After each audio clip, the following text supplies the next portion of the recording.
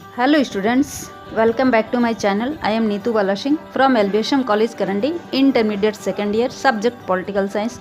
Today we are going to understand the chapter end of biopolarity यानी कि ध्रुवीयता का अंत। पिछले क्लास में कुछ इम्पोर्टेंट वर्ड्स को मैंने क्लियर किया था और कुछ इम्पोर्टेंट टॉपिक्स रह गए थे जिसे हम अभी क्लियर करने वाले हैं, जिसमें हमारा मोस्ट इम्पॉर्टेंट टॉपिक्स है शॉक थेरेपी और गैराज सेल, जिससे हम अभी क्लियर करने वाले हैं। तो अब हम आगे देखते हैं शॉक थेरेपी क्या है और इसके क्या परिणाम हुए। तो शॉक थेरेपी, ये जो दो वर्ड्स हैं आपके, शॉक और थेरेपी, ये दोनों अपने आप में एक दूसरे के ऑपोजिट हैं, यानी कि विपरीत हैं। शॉक का मतलब हुआ आपको आघात पहुंचाना, चोट पहुंचाना या नुकसान पहुंचाना। तो शॉक का मतलब आप लोग समझ गए होंगे, किसी को आघात पहुंचाना, चोट पहुंचाना या नुकसान पहुंचाना। अब आपका थेरेपी का मतलब है इलाज करना, उपचार करना, यानी कि आघात पहुंचाकर उपचार करना। तो आपका पूरे वर्ड शॉक थेरेपी का मतलब हुआ आघात पहुंचाकर उपचार करना। तो आगे जानते हैं। तो द्वितीय विश्व युद्ध के बाद 1945 के बाद विश्व में दो महाशक्ति, एक संयुक्त राज्य अमेरिका और दूसरा महाशक्ति सोवियत संघ, यह दोनों महाशक्ति विश्व में दोनों महाशक्तियों का उदय हुआ और ये दो विचारधाराओं को फॉलो कर रही थी। एक था पूंजीवादी विचारधारा और दूसरा था समाजवादी विचारधारा। तो अमेरिका पूंजीवाद विचारधारा को फॉलो कर रहा था और उसको अडॉप्ट किया था, और आपका सोवियत संघ समाजवादी विचारधारा को अडॉप्ट किया था, यानी कि उसके अनुसार वो फॉलो कर रहा था। तो दोनों अपने आप के विचारधाराओं को, अपने आप के जो भी ये दोनों के विचारधारा थे उनको वे बढ़ाना चाहते थे, अमेरिका पूंजीवाद को और सोवियत संघ समाजवाद को। तो लेकिन पूरे विश्व को यह समझ नहीं आ रहा था कि वह किसे अपनाए, या समाजवाद को अपनाए या पूंजीवाद को अपनाए। सोवियत संघ के गणराज्य अब पूरी तरह से स्वतंत्र थे। वह सोवियत संघ के समाजवाद यानी कि सोशलिज्म सिस्टम को जड़ से खत्म कर दिए, और उनके अगले जो गणराज्य सोवियत संघ के साथ शामिल थे, तो उसमें रूस, मध्य एशिया के गणराज्य और पूर्वी यूरोप के देशों में पूंजीवाद की ओर संक्रमण, यानी कि पूंजीवाद की ओर जाना, पूंजीवाद व्यवस्था को अपनाना, कैपिटलिज्म व्यवस्था को अपनाने का जो एक खास मॉडल अपनाया गया, जिसमें सोवियत संघ के गणराज्य ने पूंजीवाद की ओर जाने का जो एक मॉडल को अपनाया, तो उस मॉडल को अपनाया और वह विश्व बैंक और अंतर्राष्ट्रीय मुद्रा कोष। ये जो आपका विश्व बैंक और अंतर्राष्ट्रीय मुद्रा कोष जो टॉपिक हैं, ये सब अभी आपको अगले चैप्टर में मैं समझाऊंगी। जो ये सब संयुक्त राष्ट्र संघ के एजेंसियां हैं, गैर सरकारी संगठन हैं, तो ये विश्व बैंक और अंतर्राष्ट्रीय मुद्रा कोष, मैं आपको अगला चैप्टर अंतर्राष्ट्रीय संगठन जो आपका चैप्टर है उसका ये शब्द है, मैं उसको आपको आगे बताऊंगी। तो अभी अपनाया गया विश्व बैंक और अंतर्राष्ट्रीय मुद्रा कोष द्वारा निर्देशित इस मॉडल को शॉक थेरेपी कहा गया। जो शॉक थेरेपी कहा गया, इसमें आपको जो सोवियत संघ के जो समाजवाद व्यवस्था से पूंजीवाद व्यवस्था की ओर जो जाने का जो संक्रमणकालीन अवस्था थी, उस मॉडल को शॉक थेरेपी कहा गया। और अब शॉक थेरेपी के अंदर इन देशों को समाजवाद से पूंजीवाद की ओर पूर्ण संक्रमण अति आवश्यक था। तब वहाँ सोवियत सिस्टम को जड़ से खत्म कर दिया। इस मॉडल का प्रमुख उद्देश्य, ये जो आर्थिक मॉडल को अपनाया गया, एक खास मॉडल को अपनाया गया, उसका प्रमुख उद्देश्य क्या था? वहाँ के देशों में पूंजीवादी व्यवस्था की स्थापना करना, यानी सोवियत संघ के स्वतंत्र गणराज्यों में पूंजीवादी पूंजीवादी व्यवस्था की स्थापना करना था।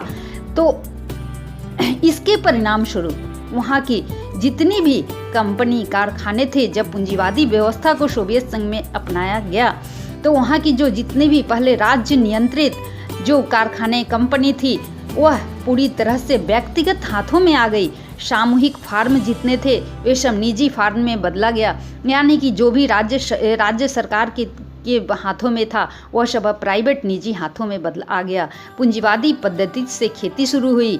तो इस प्रोसेस को जो ये समाजवाद से पूंजीवाद की ओर जाने का जो ये प्रोसेस था, इस प्रोसेस को शॉक थेरेपी कहा गया। और तो जैसा कि सोवियत संघ 70 सालों से इसे फॉलो कर रहा था, उसे उस पूंजीवादी व्यवस्था को अपनाना यह इतना आसान कार्य नहीं था, जिसमें सोवियत संघ 70 सालों से समाजवाद को फॉलो कर रहा था।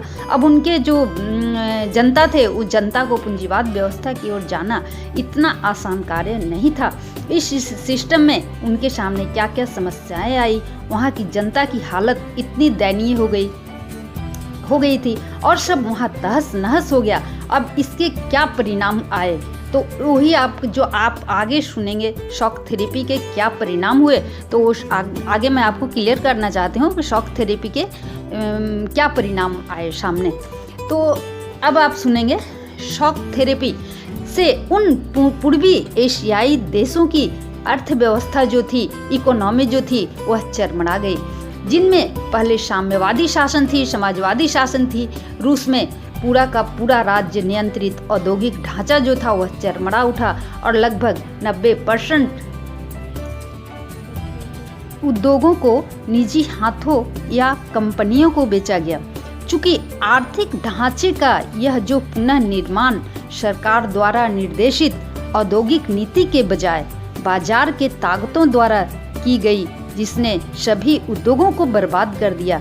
यह इतिहास का सबसे बड़ा गैराज सेल कहलाया, क्योंकि महत्वपूर्ण उद्योगों की कीमत कम से कम करके आंकी गई और उन्हें बहुत कम प्राइस में दामों में बेच दिया गया।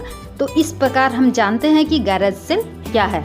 तो ये जो आपका शॉक थेरेपी के जो औद्योगिक परिणाम जो निकले, जैसे कि पूरे क्षेत्र की अर्थव्यवस्था जो वह तहस नहस हो गई, पूरा राज्य नियंत्रित जो औद्योगिक ढांचा था वह चरमरा गया, कंपनियों को बहुत कम दामों में बेचा गया और ऐसा विश्व में कभी ऐसा नहीं हुआ था, जो यह इतिहास का सबसे बड़ा गैरेज सेल कहलाया। अब मैं आपका जो गैरेज सेल क्वेश्चन था वो आपका इस शॉक थेरेपी के परिणाम के औद्योगिक परिणाम क्या हुए, उसमें आपका इस शॉक थेरेपी का क्वेश्चन का आंसर क्लियर हो गया। अब ये शॉक थेरेपी के क्या आर्थिक परिणाम क्या हुए उसे हम सुनेंगे।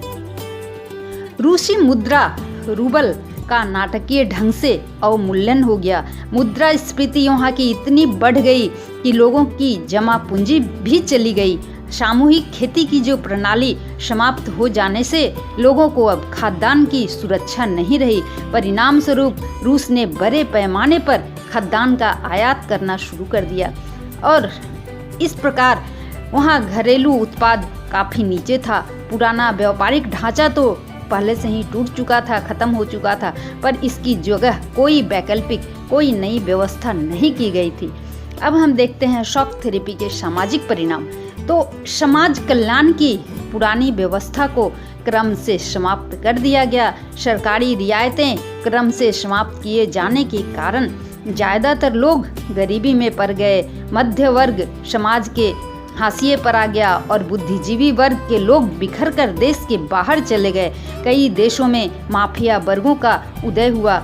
उसने उभरकर अधिकतर आर्थिक गतिविधियों को अपने नियंत्रण में ले लिया। देशों में अमीरी गरीबी के अंतर बहुत बढ़ गया। देश में अमीर और गरीब के बीच बहुत गहरी आर्थिक असमानता हो गई और संक्रमणकालीन व्यवस्था जो समाजवाद से पूंजीवाद में जाने की जो अवस्था थी उसे हम संक्रमणकालीन अवस्था कहते हैं। इसमें सोवियत संघ के गणराज्यों को बहुत भारी नुकसान झेलना पड़ा और वह नुकसान 10 सालों तक झेलना पड़ा। अब हम जानते हैं हमने आपको इतने सारे शॉक थेरेपी क्या है उसके बारे में समझाया था। अब आप शॉक थेरेपी के शॉर्ट आंसर को आप नोट कर सकते हैं, जिसे आप नोट कर लेंगे। शॉक थेरेपी क्या थी? साम्यवाद के पतन के बाद पूर्व सोवियत संघ के गणराज्य एक सत्तावादी समाजवादी व्यवस्था से लोकतांत्रिक पूंजीवादी व्यवस्था तक के कष्टप्रद संक्रमण से होकर गुजरे। रूस, मध्य एशिया के गणराज्य और पूर्वी यूरोप के देशों में पूंजीवाद की ओर संक्रमण का जो विशेष मॉडल अपनाया गया, विदेशी वित्तीय सहायता, लेकर उदारीकरण का मार्ग अपनाया गया, इसे हम शॉक थेरेपी के नाम से जानते हैं। मिलते हैं अपने नेक्स्ट वीडियो में। धन्यवाद।